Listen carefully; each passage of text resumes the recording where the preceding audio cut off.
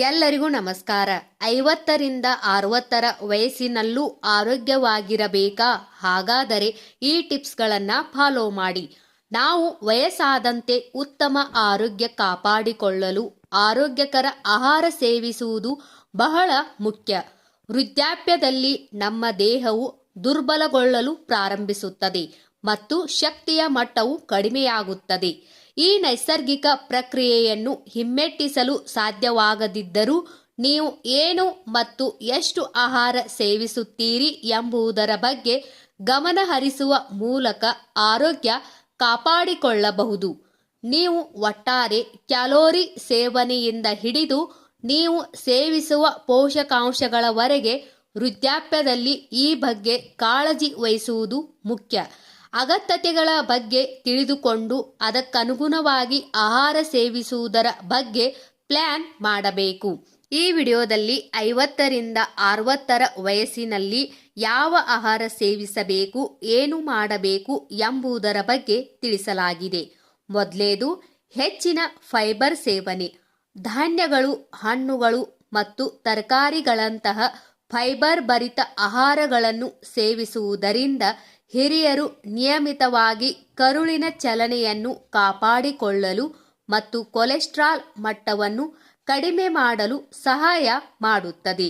ಆಹಾರ ನಿರ್ಬಂಧ.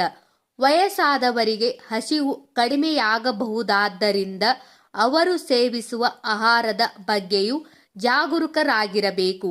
ನಿಮ್ಮ ಅಗತ್ಯಕ್ಕೆ ಅನುಗುಣವಾಗಿ ತಿನ್ನುವುದು ಮುಖ್ಯ. ಹೆಚ್ಚು ಇಷ್ಟ ತಿನ್ನುವುದು ನಿಮ್ಮ ಆರೋಗ್ಯಕ್ಕೆ ಹಾನಿಕಾರಕ. ಹೀಗಾಗಿ ಸೇವಿಸುವ ಆಹಾರದ ಬಗ್ಗೆ ಎಚ್ಚರಿಕೆ ಅಗತ್ಯವಾಗಿದೆ. ಪೌಷ್ಟಿಕಾಂಶ ಭರಿತ ಆಹಾರ ಸೇವನೆ. ಹಣ್ಣುಗಳು, ತರಕಾರಿಗಳು, ಧಾನ್ಯಗಳು, ನೇರ ಪ್ರೋಟೀನ್ಗಳು ಮತ್ತು ಕಡಿಮೆ ಕೊಬ್ಬಿನ ಡೈರಿ ಉತ್ಪನ್ನಗಳಂತಹ ಪೌಷ್ಟಿಕಾಂಶ ಭರಿತ ಆಹಾರಗಳನ್ನು ಹೆಚ್ಚಾಗಿ ಸೇವಿಸಬೇಕು. ವಯಸ್ಕರು ತಮ್ಮ ದೈನಂದಿನ ಪೌಷ್ಟಿಕಾಂಶದ ಅಗತ್ಯಗಳನ್ನು ಪೂರೈಸಲು ಇವು ಸಹಕಾರಿ. ಈ ಆಹಾರಗಳು ಅಗತ್ಯವಾದ ಜೀವಸತ್ವಗಳು ಮತ್ತು ಖನಿಜಗಳಿಂದ ಸಮೃದ್ಧವಾಗಿವೆ. ಇದು ಉತ್ತಮ ಆರೋಗ್ಯವನ್ನು ಕಾಪಾಡಿಕೊಳ್ಳಲು ಸಹಾಯ ಮಾಡುತ್ತದೆ. ವಿವಿಧ ಆಹಾರಗಳನ್ನು ತಿನ್ನುವುದು ನಿಮ್ಮ ದೇಹಕ್ಕೆ ಎಲ್ಲಾ ರೀತಿಯ ಪೋಷಕಾಂಶಗಳನ್ನು ಒದಗಿಸುತ್ತದೆ. ಹೈಡ್ರೇಟೆಡ್ ಆಗಿರಿ. ವೃದ್ಧಾಪ್ಯದಲ್ಲಿ ನಿರ್ಜಲೀಕರಣ ತಡೆಗಟ್ಟಲು ದಿನವಿಡೀ ಸಾಕಷ್ಟು ನೀರು ಮತ್ತು ಇತರ ದ್ರವಗಳನ್ನು ಕುಡಿಯಬೇಕು. ಸಾಕಷ್ಟು ನೀರು ಕುಡಿಯಿರಿ. ಗಿಡಮೂಲಿಕೆ ಚಹಾಗಳು ಮತ್ತು ಹಣ್ಣಿನ ರಸಗಳನ್ನು ಸಹ ಸೇವಿಸಬಹುದು. ಹೆಚ್ಚಿನ ನೀರಿನ ಅಂಶವಿರುವ ಆಹಾರಗಳು ಸಹ ಆರೋಗ್ಯಕ್ಕೆ ಉತ್ತಮ ಆಯ್ಕೆಯಾಗಿದೆ. ಕಡಿಮೆ ಉಪ್ಪು ಮತ್ತು ಸಕ್ಕರೆ ಸೇವನೆ.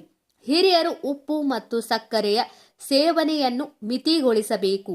ಅತಿಯಾದ ಉಪ್ಪು ಸೇವನೆಯು ಅಧಿಕ ರಕ್ತದೊತ್ತಡಕ್ಕೆ ಕಾರಣವಾಗಬಹುದು ಮತ್ತು ಹೆಚ್ಚು ಸಕ್ಕರೆಯು ಮಧುಮೇಹಕ್ಕೆ ಸಂಬಂಧಿಸಿದೆ. ಹಿರಿಯರು ಆಹಾರದ ಪರಿಮಳ ಹೆಚ್ಚಿಸಲು ಇತರ ಆರೋಗ್ಯಕರ ಮಸಾಲೆ ಬಳಸಬಹುದು. ಸಕ್ಕರೆ ಪಾನೀಯಗಳನ್ನು ನೀರು ಅಥವಾ ಸಿಹಿರಹಿತ ಪಾನೀಯಗಳೊಂದಿಗೆ ಬದಲಾಯಿಸಬಹುದು.